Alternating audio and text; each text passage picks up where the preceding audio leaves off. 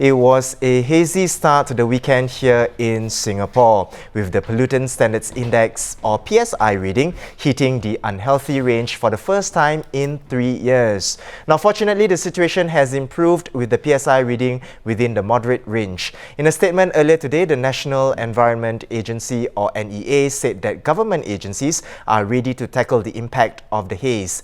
There are plans in place to allow tiered responses depending on the intensity of the haze. Now, to tell us more about the haze situation, I have environment correspondent Audrey Tan. Welcome, Audrey. Hi, Haryanto. And this is the first time we are doing TBS together. First time to talk about haze. Happy to have you on the set today. Now, tell us, Audrey, last year, Indonesia's Minister of National Development Planning, Bambang Brojonegoro, said that in the last few years, including 2018, we did not have the haze that happened in 2015. Adding that forestry and peatland management plans have already been implemented. What happened? Why is the haze bad and why is it this bad this year? Okay, so when we experience haze in Singapore, I think many people know that the root cause would be the forest fires in countries in the region. And in 2015, it was especially bad because of a weather phenomenon called El Nino, which kind of made the weather a lot hotter and drier than usual. So going back to the agroforestry practices in Indonesia, a lot of the concessions for palm oil, for acacia, which is grown for pulp and paper, they are grown on peat soil. But all these kind of crops, they don't do well on waterlogged soil, which is what peat is in its natural state. So farmers drain it. So when the land is when the land is drained, it makes it a lot more flammable. And to couple that, farmers often clear land by slash and burn tactics. So a confluence of factors in 2015 made the region suffer its worst haze episode on record. So since then, so in 2015, the Indonesian government, I think the World Bank estimated it cost Indonesia $16 billion to combat the crisis. And in the aftermath of that, there has been a lot of work done by the Indonesian government and the companies there to kind of manage the situation. And to couple, alongside with that, the weather has also been on our side. So the weather has not been as hot and dry in 2015 as it has now. But the weather we're experiencing now is also hot and dry due to another kind of like climate development when the Eastern Indian Ocean off the west coast of Sumatra has a persistent cooler sea surface temperature. So that kind of prevents rain clouds from forming. So now we have hotter and drier weather again. So that is one of the reasons why the forest fires in Indonesia have surged.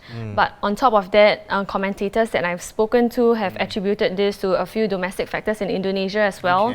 So one of the reasons would be the presidential election this year. So they say that this has kind of strained police and military resources in putting out the fires. I think it's a mix of factors.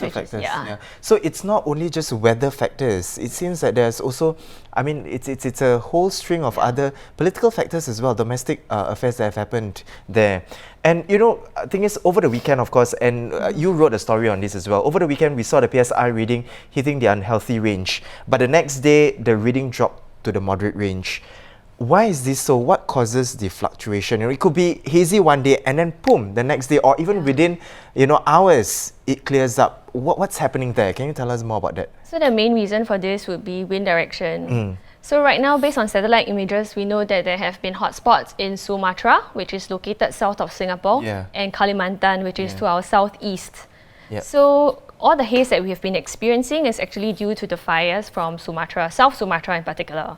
So right now, Singapore is experiencing its southwest monsoon season, and during this season, NEA has said that we can expect winds from the south, southwest, and southeast.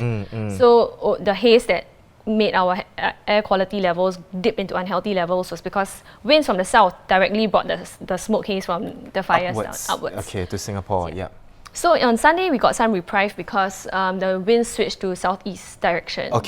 So Kalimantan fires are in that direction, but it is unlikely that the fires there would affect us because it is too far away. And by the time the winds bring it to us, the air pollution would have kind of dispersed and diffused in all directions. So it leaves a very low low concentration of particles left by the time the air parcel reaches us.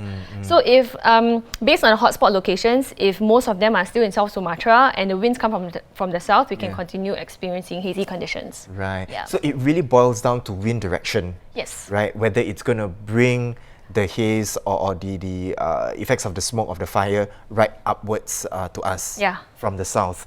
So, my next question to you is a visual check enough? Because often people just go like, look around, it's no haze, it's clear, everything, visibility is fine, therefore there is no haze. Is that it? Does it mean clear day equals to no haze? No, so during periods of haze, the main pollutant particle would be tiny pollutant particles known as PM 2.5. Okay. So these particles are really small, and it's the reason why the authorities are recommending you wear N95 masks, because these are the masks that can filter out such small particles. Right. So on its own, you can't really see the level of pollution. So NEA has recommended that you use the 1 hour PM 2.5 readings to gauge whether you can go out. So sometimes the reason why you may see it's being super hazy out there and the PM 2.5 concentration levels are not elevated is because sometimes things like the amount of humidity in the air can affect the visibility. Visibility, right. Yes. Right. So a simple example would be sometimes if it's very humid and there are water vapor that are attracted to the water molecules that are attracted to the pollutant particles, it makes the whole particle bigger, and then light can disperse from it. So it makes it more visible to us. So the best gauge would be just to look at the NEA's 1 hour PM 2.5 readings. Right. And not based on our own visual checks to say, it's clear, therefore it's not easy. So, having said all that, Audrey, is there something that can be done, to tackle this haze issue? I mean, of course, it is a yearly phenomenon, but there could be something that can be done, right? Yeah, so I mean, as you pointed it out earlier, haze is a very multifaceted issue. There's a lot being done on the Indonesian government's perspective and also among the agroforestry companies there. But things that commentators have noted would be international players like Singapore. We also have a part to play because we should put our money where our mouth is. Yep. So the WWF Singapore has recommended that consumers can look for eco-labels on their products. Okay. So they have highlighted 3 that they say meet their definitions for sustainable guidelines. So that is the RSPO, FSC, and the Better Cotton Initiative, BCI. So I mean, consumers can look for all these eco-labels to kind of determine whether the products come from sustainable sources. Okay. So basically the whole idea is to not support, in that sense, the others that are not sustainable as well, right? And are not eco-friendly in that way. Well, thank you so much, Audrey, for sharing with us Haze 101. Really, I think it's been informative with all the information that you've shared with us. For more, of course, you can read Audrey's articles on our website at www.straitstimes.com. Really, Audrey has covered extensively on the haze situation here in Singapore, and really to just refer back to whatever that she has mentioned earlier on with regard to the particle molecule, the PSI reading, anything that you want to know more about the haze, you can visit the website to read up on Audrey's article. So earlier on, we actually spoke to our business correspondent, Xiao Bei, to tell us more about the oil prices that have spiked after attack on Saudi Arabia oil facility, one of the biggest, if not the biggest facility that supply almost 5% of global supplies. And we also have Audrey, our environment correspondent, who spoke to us about haze and really tell us everything there is to know about the haze situation here in Singapore. So there you have it, our stories for the day. For more news and videos, of course, do log on to our website at www.straitstimes.com. Once again, I'm Haryanto. Join us tomorrow for more stories on The Big Story.